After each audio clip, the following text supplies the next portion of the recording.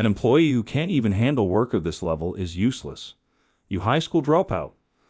Get lost? When Lena was newly appointed as a manager of the development department, she started making cruel insults towards me after finding out I was a high school dropout. However, to directly insult me as incompetent and useless is unacceptable behavior for a professional. If I stay at this workplace any longer, I will only be treated worse, I understand. I resign from this company. Finally, who you are, huh? Someone like you must have been a burden on companies until now. Please leave right away. I had no choice but to write and submit my resignation letter on the spot. However, the next day after resigning, I received a frantic phone call from the frantic CEO Johnson. My name is Bob. I'm a 56-year-old ordinary company employee. I didn't like studying at school, so after being kicked out from high school, I immediately got a job at Johnson Construction Incorporated and joined the development department. CEO Johnson has encouraged me since long ago when I was completely clueless as a high school dropout. Thanks to him, I think I was able to make career advancement. So until the day I resigned, I wanted to repay CEO Johnson as much as I could. The development department requires handling various difficult adjustments, so it's not very popular.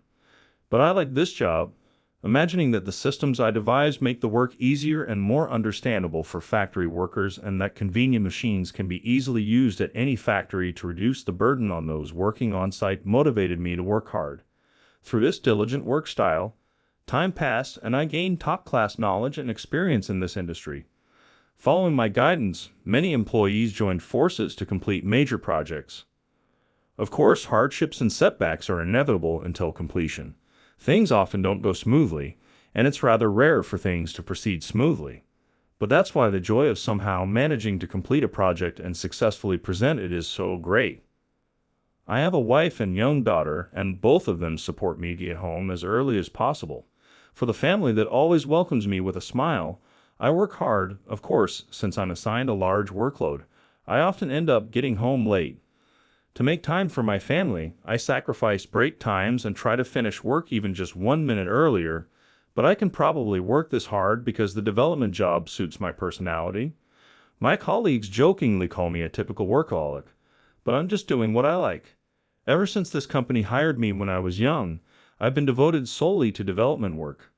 For me, my current workplace is like a heaven where I can continue verifying my full potential. However, I also value time with family, so on holidays, I spend time with them. Although I love my work, I believe life has many enjoyable things besides just work.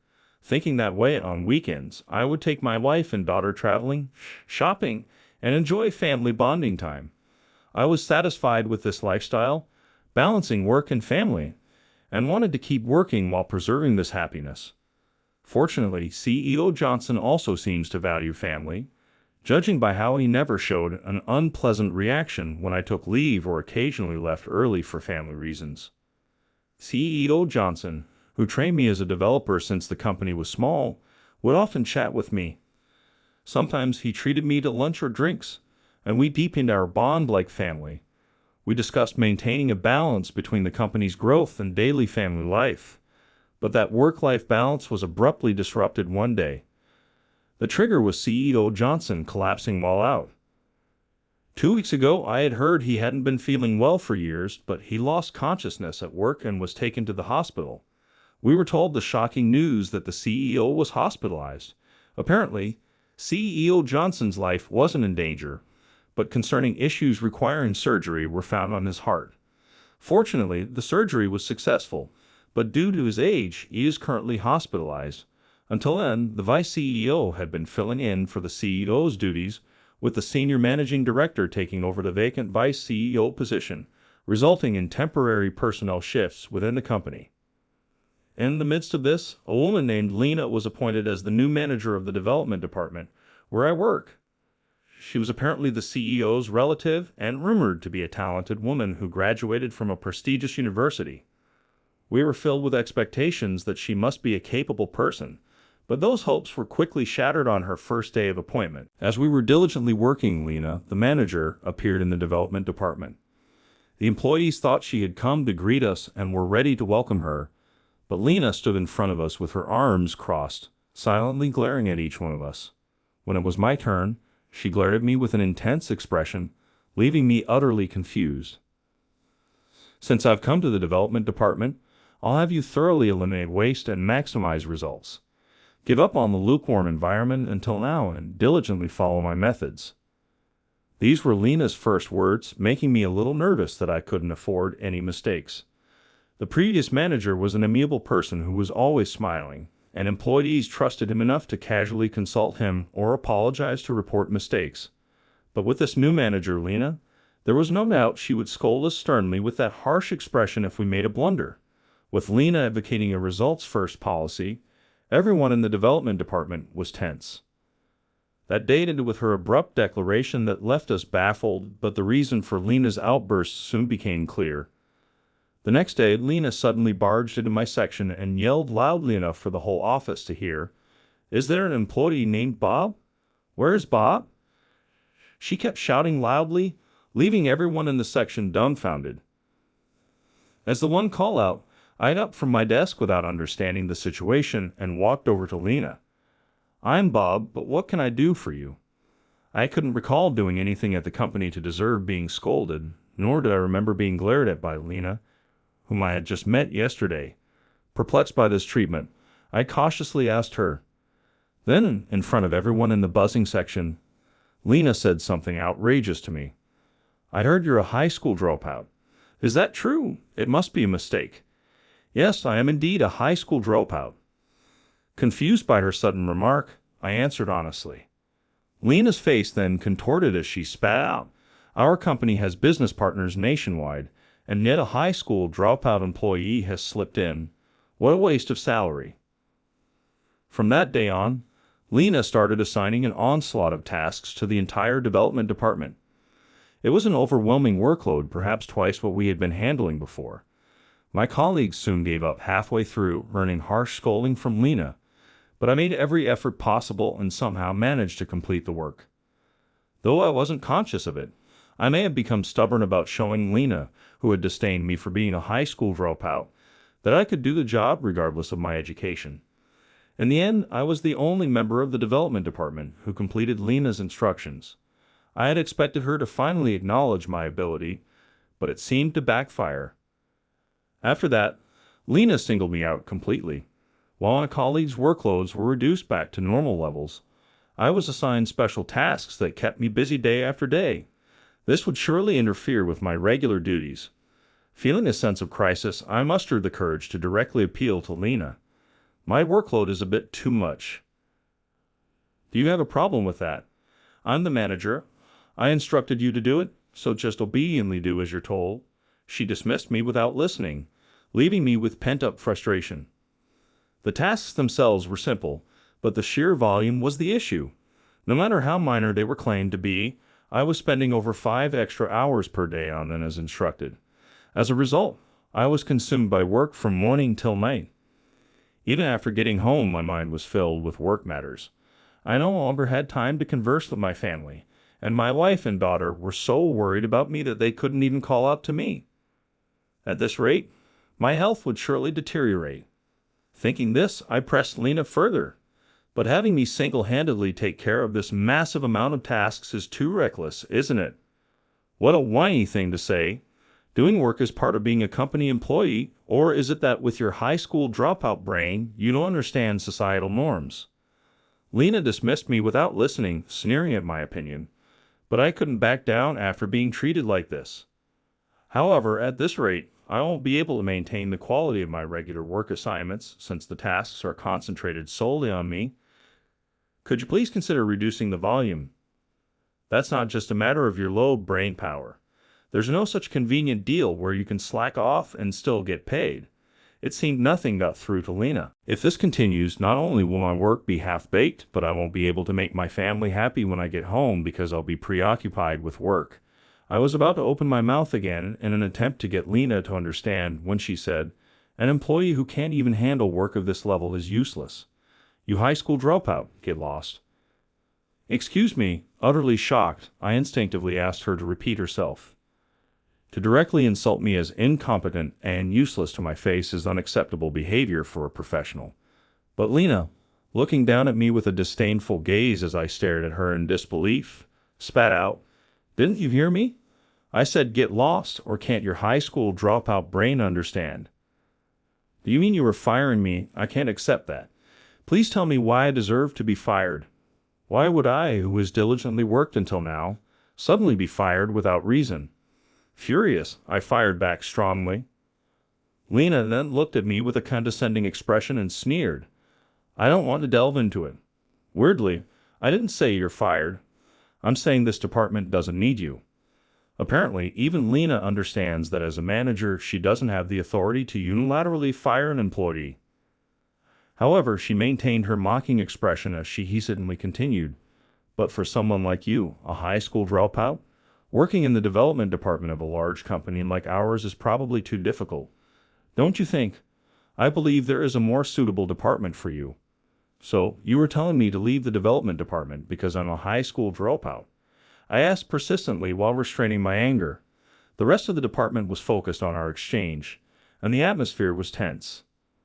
But Lena stated it as if it were obvious. That's right. It's settled, isn't it? Being undereducated is proof that you've been running away from studying all this time. She then flicked my computer screen in a mocking way. A high school dropout like you can't use a computer, can you? You've just been pretending to work in front of the computer. With that, she arbitrarily deleted the data I was working on. I turned pale and frantically tried to stop her. What are you doing? Don't tamper with it without permission. No need to panic. I'm just deleting what you didn't need. I thought it would be better for a high school dropout like you to find work that doesn't require using your brain. No matter how I tried to reason with her, Lena wouldn't listen. Utterly exasperated by her outrageous behavior, I realized that if I stayed at this workplace any longer, I would only face worse treatment. Having a deep sigh, I steeled my resolve. I understand. I will resign from this company. Finally realized your place, huh? Someone like you must have been a burden on companies until now. Please disappear right away. I couldn't find any words to respond, merely muttering to myself. This company will probably go bankrupt. I had no choice but to write and submit my resignation letter on the spot. As I returned to my desk to prepare for resignation, Lena gloated with raucous laughter. It was decided that I would resign at the end of the month, so I used my remaining paid leave for time off at home. On the day of my official resignation, I departed from the company I had worked at for so many years. I felt a tinge of sadness that my decades of hard work could be so easily erased, but at K Company, I could no longer muster the spirit to put in more effort. However, the day after resigning, as I was leisurely passing time at home, my cell phone suddenly started ringing frantically. The caller display showed it was the CEO. Just as I expected he would call, I answered calmly, but from the other end came a frantic atmosphere. Bob, is that you? Yes, it's me. I'm very happy for you that you made a recovery and were discharged from the hospital, sir. The CEO's voice sounded quite frantic, but that was understandable. After I calmly congratulated the CEO on his discharge, he'd hardly cut me off. No, never mind my health. More importantly, why aren't you at the company? Why did you submit a resignation letter? Well, after you were hospitalized, there were some complications. Picking up on the implication of my words, the CEO briefly held his breath, but soon said, The company is in serious trouble right now. Can you please come to the company no matter what? I don't mind, but I think Lena, the manager, will be angry with me. Sensing there was meaning behind my words, the CEO immediately reacted. Lena was involved in your resignation. Yes, well, all the development department employees are aware of the situation. Hearing my response, the CEO let out a bitter sigh. I see, I understand. Then we'll have Lena attend as well. Bob, can you get ready and come to the company right away? Apparently, with me gone, the company had fallen into serious trouble. Hearing the CEO's frantic voice, I agreed to head over immediately. If it's the CEO's request, I'll head over right away. Thank you. I know it's rushed, but please come as soon as possible. After saying that, the CEO hung up with what sounded like a relieved tone. A natural smile appeared on my face as I moved the phone from my ear. I had a feeling this would happen around the time the CEO was discharged, but I was surprised at the impeccable timing. Pondering this, I calmly got ready and left home. After a long absence, I headed to the company and the designated meeting room as instructed. Standing outside the door, I could hear voices coming from inside. Peeking through the gap, it seemed the CEO and Lena had already arrived. So I'll ask again, explain why this happened. Well, about that. Bombarded with the CEO's insistent questioning, even Lena could only hang her head and mutter something inaudibly. Her demeanor further incensed the CEO. You're the manager of the development department, aren't you? Explain why all the systems are down, and you can't even answer anything about Bob's resignation. The moment my name was mentioned, Lena flinched like she had been struck by lightning. Yet she still stubbornly refused to open her mouth. If Bob from the development department was here, he could fix the system issues. But I hear you're the one who drove Bob to resign. Well, you see, there was a reason for that. Lena's voice grew progressively smaller and shakier, clearly cowering even from the other side of the door. In contrast, the CEO's voice grew increasingly angry and louder. Explain yourself. You were Bob's direct supervisor. Actually, about the reason for Bob's resignation, there were some circumstances. Lena was being evasive, leaving the situation in an awkward atmosphere of not knowing what to do next. Seizing this timing, I forcefully opened the door to the meeting room. Pardon the interruption, it's me, Bob. Spotting me, the CEO's face broke into a delighted smile as he exclaimed happily, Bob, I've been waiting for you. Thank you for coming quickly. In contrast to the CEO beckoning me expectantly, Lena was pursing her lips with displeasure, shooting me resentful glares. But I ignored it and greeted the CEO.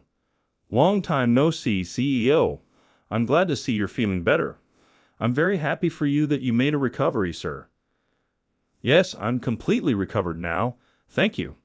Seeing the CEO smiling in front of me, I felt relieved. The CEO gripped both my hands firmly with joy. After the reunion greetings concluded, I grinned and said, It seems you're having some trouble this time. What happened? Yes, about that, Bob. Just as the CEO was about to explain, Lena interrupted sharply with a glare. Why are you here? You're an outsider now. You can't just barge in, Lena protested. I didn't come on my own. I called Bob here, the CEO stated. Lena froze momentarily in surprise at the CEO's words, but she quickly regained her composure and furrowed her brow as she confronted him. Why did you summon Bob, CEO? The company can function without Bob. He's solely in charge of systems management. He's an essential asset to us.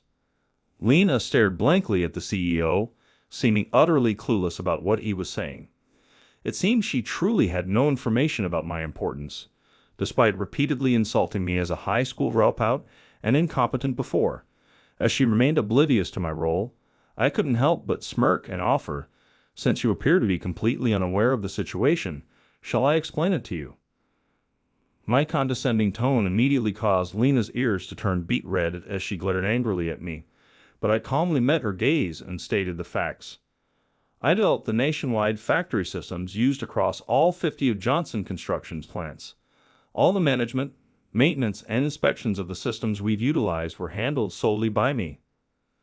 Still, Lena seemed unable to comprehend my words, furrowing her brow in utter confusion as to what I was telling her, so I elaborated further for her benefit. The production manager systems used at the 50 factories across the country were created by me. However, the other day when I resigned, I initialized the systems before leaving the company. Even if you claim you made them, the systems belong to the company, don't they? How dare you do such a unilateral thing? I'll make you pay for the company's losses. Finally grasping the situation, Lena turned pale as she confronted me furiously, but her criticism completely missed the mark. I personally hold the patents for the factory systems in use during my employment. I merely let the company use them, so it's only natural I deleted them upon resigning. That can't be true. There's no way a mere high school dropout employee. Lena's eyes widened dramatically as if she had finally understood everything, seemingly never having properly reviewed the handover documents from the previous manager. Yet even if she had observed my daily work, she should have grasped the importance of the systems I handled. But Lena clearly had no interest in her subordinates' work nor any intention of diligently performing her managerial duties. In our company, patents developed by individuals belong to those individuals as per employment contracts. So the patent rights to the production management systems across all factories belong to me personally, not to the company. That's precisely why we had Bob working in the development department all this time, and when I was hospitalized and then informed that Bob had resigned, I was so shocked I nearly collapsed again, the CEO said, clutching his chest with a heavy sigh. While I felt bad for causing the CEO unnecessary worry, Lena was the root cause of this situation. As I gave her a smile, she vehemently shook her head in disbelief. "No way! I can't believe it! You're just an incompetent high school dropout employee. There's no way an undereducated person like you could handle the difficult task of systems development." You may not want to believe it, but those are the facts. I had always hated studying confined to set curricula in school. Instead, I voraciously studied and accumulated knowledge in fields that piqued my interest. When I first joined Johnson Construction, I heard about plans to implement production management systems at the factories. Intrigued, I initially self-studied before the CEO began supporting me, allowing me to attend seminars while undertaking systems development. That sparked my journey from creating simple initial systems to the complex advanced ones currently used. My work underpinned all the company's production management systems. As I explained with a smile, Lena fell silent with tears in her eyes. After a pause, she finally spoke, trying a different approach. "But I didn't know any of this. No one told me, so it's not my fault." "What are you saying as a manager? It's only natural you should take the initiative to oversee your department." The CEO chastised Lena, exasperated. I then vented the feelings I had bottled up directly to Lena. "Are you making excuses, saying it's not your fault? The factory systems were deleted just because no one informed you. Are you blaming others for the situation you created? It's Bob's fault for not properly explaining about the patents when resigning. If he had clearly told me, this wouldn't have happened." No matter what was said, Lena refused to admit her fault. Seeing her stubbornly cry and shift blame, the CEO heaved a deep sigh. "You're my late brother's daughter, so I had you work at the company to honor his wishes. But after this incident, I can no longer overlook your actions. Your education may be impressive, but your work ethic and contributions to the company are far more incompetent." Firmly rebuked by her uncle, the CEO, Lena clenched her fists in frustration and hung her head, seemingly reflecting on her actions. The CEO turned away from Lena to face me directly. "Bob, I'm sorry this happened, but please won't you return to the company? We need your capabilities." The CEO's words genuinely delighted me, and I felt my cheeks relax into a smile. Moreover, if I didn't return, not only would the company grind to a halt, but many employees besides Lena and their families would be left to drift.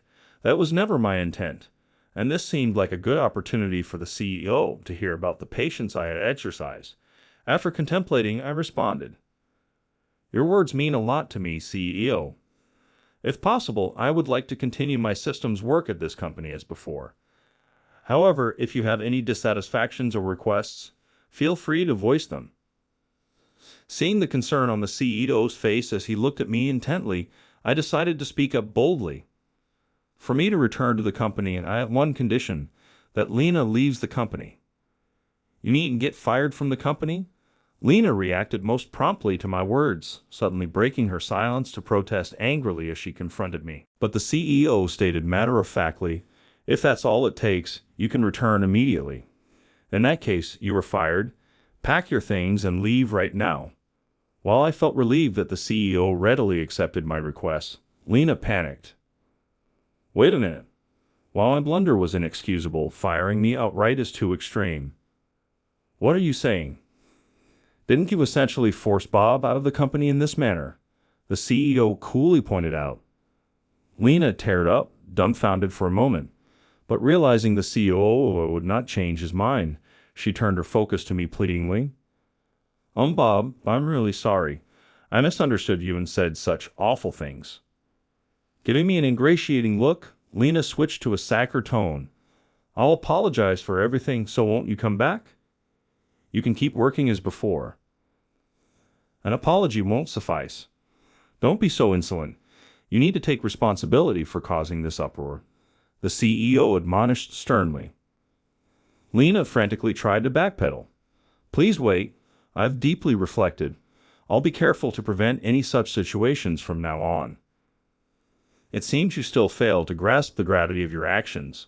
More than anything, you've lost the essential element of trust, the CEO stated firmly. Rebuked so harshly, Lena dissolved into heavier sobs. She repeatedly apologized afterward, but the CEO's anger remained unyielding as he ordered her to take a leave of absence. Finally seeming to accept that no amount of apologies would be accepted, Lena muttered under her breath as she stood up abruptly and left the company premises. Afterwards, Lena never returned to the company. Even when summoned after her leave ended, she repeatedly missed appointments, offering excuses each time to avoid coming in.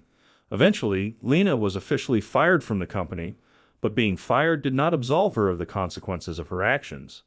The CEO filed a claim against the former manager, Lena, for damages caused to the company. Further claims for losses from factories and clients who couldn't operate during the outage pile on debts, forcing her to flee back to her family home. Attempts at finding new employment seemed futile. Not only was she aging, but she was reportedly too selective about the work as well, leaving her without any prospects.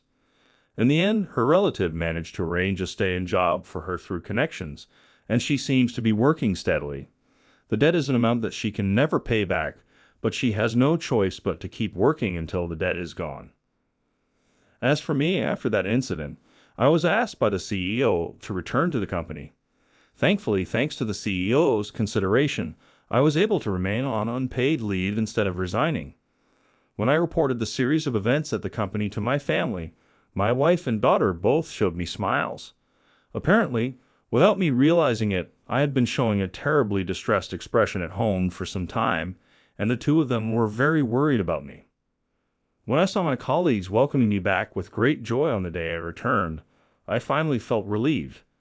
The system for the entire factory was immediately restored to normal operation from the backup I had, but of course I had to follow up afterwards since they had faced inconvenience for several days.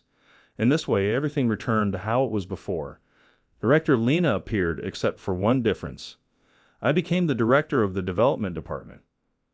Until now, I have been enjoying the on-site work more than anything else, so I had turned down promotions to director. However, this incident taught me how much trouble an incompetent person in a managerial position can cause. To prevent such a situation from happening again, I resolved to become the director myself and lead the development department. Fortunately, the CEO has been taking extra care of his health since then and has regained his energetic demeanor. In order to repay the company and the CEO, I will continue to do my utmost